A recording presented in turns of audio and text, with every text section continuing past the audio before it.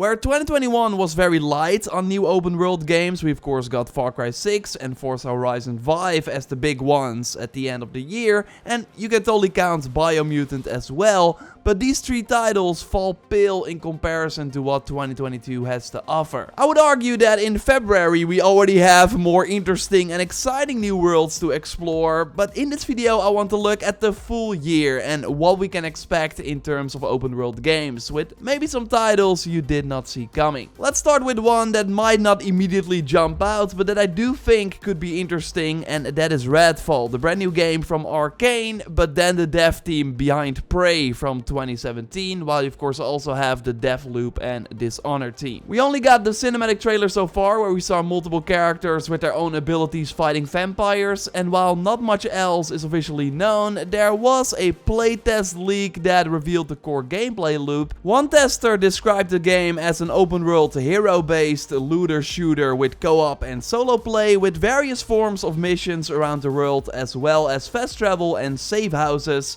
Very Borderlands-esque. And we also had leaked images that have since been removed that showed loot and rarities for weapons we could pick up. Again, like Borderlands, but then this time in a real open world without the loading screens, and I like the aesthetic too. Dark, gritty, urban environments. So I'm totally looking forward to jumping into this Xbox and PC exclusive. It should launch in the summer and for a very low price, because Redfall launches on Game Pass day one, which should be great for a multiplayer open world game like this. But first up in the year is Dying Light 2. The new launch trailer they just released looks awesome, shows way more characters we get to meet, and actually some big improvements versus the demo they showed at E3 2019. Like that demo, as you see right here, is pretty empty compared to what the final game is going to look like. Really cool to see. I already mentioned some highlights in my previous Sunday video, which I will link to at the end of this one. For example, that chaining parkour moves in melee combat is going to be great. The open world is way more vertical this time, so having the glider to traverse is going to be nice. And I love the slow motion in the air with the bow here. And overall, Dying Light 2 is going way more in an RPG direction, not only thanks to the amount of choices that should have a big impact on the world and the story, but also by adding a brand new gear system with 6 slots that give us bonuses to health, stamina, and certain abilities, for example. This is an old look at the inventory menu as shared by YouTuber BestGamerAli. Totally follow him for more Dying Light, a link in the video description. But yeah, it already shows you what we can kinda expect. Techland already confirmed that there are over 500 gear items to equip in the game, and yeah, maybe you already heard it. It will take you 500 hours to fully complete everything. They did later clarify that it would be 20 hours if you would speed run through the main story, 80 hours if you would also do all the side missions, and that the 500 hours is really for all the collectibles, all the endings, etc, etc. There will be 4-player co-op, and the only real question mark right now is how will the game perform on older platforms. They did show a brief preview during the recent presentation, with the promise of more coming later, because let's hope that this Polish developer can dodge a Cyberpunk-like situation. And speaking of Cyberpunk, you could see the next-gen version as sort of a relaunch for the game. It's coming Q1 this year, followed by The Witcher 3 PS5 and Xbox Series version in Q2. I will totally be checking the improvements if I'm not too busy playing the many other open-world games. So let's look at way more titles that are coming in 2022. Of course, if you like the video so far, then leaving a like on it would really help me out.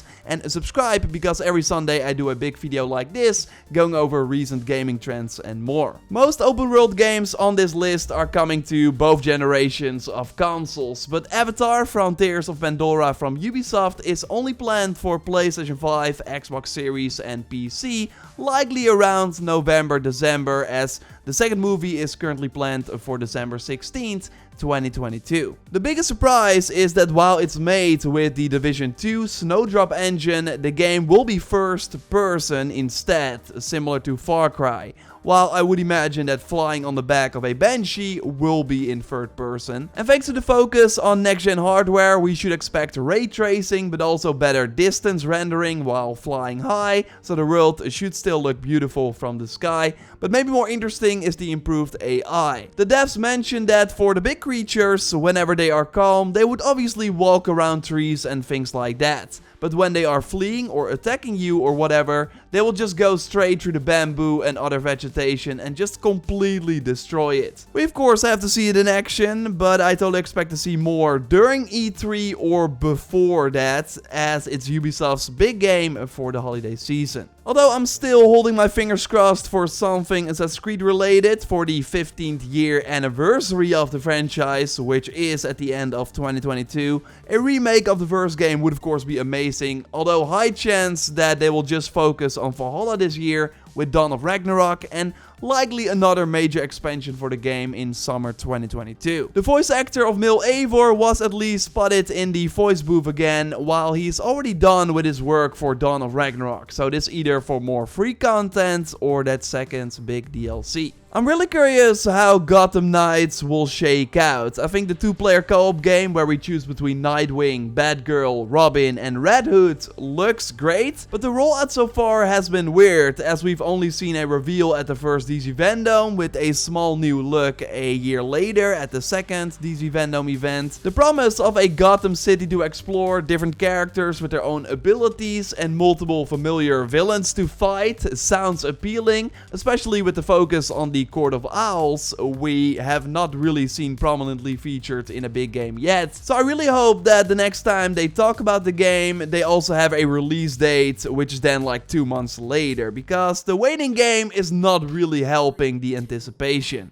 I'm also curious how the RPG side with the damage numbers and the enemy levels will shake out, something they still need to properly explain. Same for Suicide Squad, by the way. The gameplay looks fluid, chaotic and really like a ton of fun. It kind of reminds me of Sunset Overdrive, one of my favorite games of the last generation, and after watching the recent Suicide Squad movie, I'm even more ready to dive into this world and now fight the DC heroes. But the whole gameplay structure of this next-gen only game is still unknown. We only have this info from the press release, saying that it's set in a richly detailed open-world metropolis. The game's original narrative follows the 4 Suicide Squad members as they take on an impossible mission to save Earth and kill the world's greatest DC superheroes. Maybe because of how Avengers performed, they moved away from the live service components the game was supposed to have, according to rumors. There are still, once again, many questions that should be answered this year, although I personally think of the 4 big Warner Bros. Titles, including LEGO Star Wars as well, I think that this one likely gets pushed to early 2023. Because Warner Bros. Also wants to release Hogwarts Legacy in 2022, the first ever open world role-playing game set in the Wizarding World, according to the website. While we only still have that 2020 reveal trailer, there are rumors that Warner Bros. Is ready to show more of Hogwarts Legacy and that it could potentially be featured in a February State of Play type event for Sony. But yeah, take it with a grain of salt, because we've heard these rumors multiple times before. But yeah, it makes sense if they still want to launch the game this year. We at least know that it's planned for a release after the Fantastic Beasts movie, which is planned for April. Hogwarts Legacy is set in the late 1800s, and according to leaked info, we immediately go into the 5th year of Hogwarts as we learn spells, potions, and of course interact with fellow students. It will be a very story-driven single-player game where we of course get sorted into a Hogwarts house by the Sorting Hat, and where our choices should have an impact on missions and scenarios inside but also outside of Hogwarts. We saw many mythical beasts we can fight and even fly around the campus. The game is made by the Disney Infinity team, so I really hope they can deliver on this fantasy I think we all had ever since the first books and the movies. But if I had to pick one most anticipated open world game, or I would even go as far as most anticipated game period, I would of course pick Horizon Forbidden West, which launches on February 18th. It will not only expand the universe beyond the world of the original with a larger map known as the Forbidden West, with areas based on San Francisco, and early in the game we go to a future version of the Zion National Park in southwest Utah. We get to meet many new tribes, but also of course a lot of new machines, and the lineup so far has been super impressive, likely pushing the amount of machines beyond the 50, all variants combined. Melee combat gets a much needed overall, and thanks to special abilities called Valor Surges, where we zoom in on Aloy as she does one of the many powerful attacks, should create more depth for the combat. Combine that with new traversal mechanics, the insane graphics, even on PS4, but especially on PS5, and I think we got a sequel with the capital S. I really hope that Guerrilla Games can live up to the story of the first game and also still has some surprises in store that we do not see coming, like I personally hope that we get more melee weapons than the spear, which have not been confirmed at this point. A week later we get Elden Ring, a game a lot of people already tried during a network test last year. Here we could see that the open world works in combination with the familiar Souls-like gameplay. Pretty wild how we could only explore just a part of a single region in that network test, while there should be 6 regions in the final game. So exploring on horseback will be crucial, as next to the open world encounters there will also be many large main story and smaller optional dungeons to explore. Loot plays a much bigger role in Elden Ring, so you will be rewarded for exploring every corner of the game, as you can find new weapons, armors and spells, but also weapon arts, which are special abilities you can assign to specific weapons. I overall wish we had more time in between the open world games in February, which you could say is a nice problem to have after 2021. Because again, 2022 is wild. We also got Forspoken, the PS5 exclusive from Square Enix, and the Final Fantasy 15 team. Although, after doing some research for this video, it seemed that the previews from a month back were pretty mixed, just like the B-roll shown in those previews that Square Enix even removed from their own page.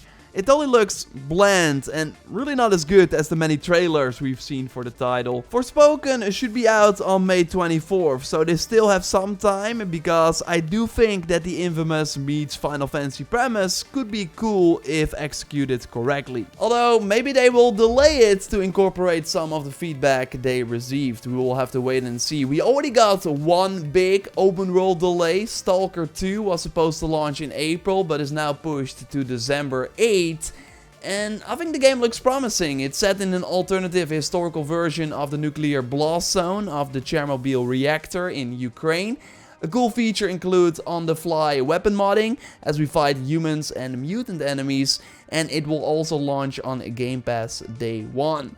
Just like Starfield, of course, launching in November this year, which I still think is ambitious, but I hope they can nail it though, although I think after Halo Infinite, they are willing to delay it if it means a better game. Should be big if they can deliver on the promise of course, multiple planets we can explore. The character creator should include selectable backgrounds and skills, and there will of course be a full mod support. I'm just mostly curious if this game is able to restore the sort of Bethesda RPG status, right? After Fallout 76, that kind of went really downwards. So I'm curious if they can deliver on the promise of Starfield. And we should learn more about the game, likely during the Xbox E3 press conference in the summer. And there are still question marks for 2022. Will Final Fantasy 16 hit this year? We did learn that we will get more info in the spring of 2022, maybe with a release date this year, although I do think they will push it to 2023. And while also still slated for 2022, I am not 100% convinced that Breath of the Wild will make it. Nintendo doesn't need it, they can just push it if that means a better game. And it seemed that Nintendo in particular got hit by the work from home culture. Mostly difficult in Japan, I would imagine. So that totally had an impact on the Breath of the Wild 2 development as well. So we will have to wait and see. But even if some of these titles delay to 2023, we will still have many open worlds to get lost in. I even forgot Saints Row, the reboot, coming out on August 21st. Of course, brand new characters, still the same over-the-top gameplay. I'm really curious if they can revive the franchise in a good way. It's kind of mixed, the reception so far, so I hope they can prove us wrong. And yeah, totally expect us to cover most of these open world games, maybe even all of them if the time is there. But in February will already be hard, we'll already be testing us. But yeah, I really can't wait for all these games, and not to mention God of War also coming out. I didn't want to include it. It's not really open world, it's semi-open world. Wonderlands, similar. So yeah, many other games that I'm looking forward to in 2022. You can actually watch a video about that by clicking on the screen. Of course, subscribe for more of these Sunday videos. A like on the video would really help me out. And I will see you soon in the stream or in the next video. Goodbye.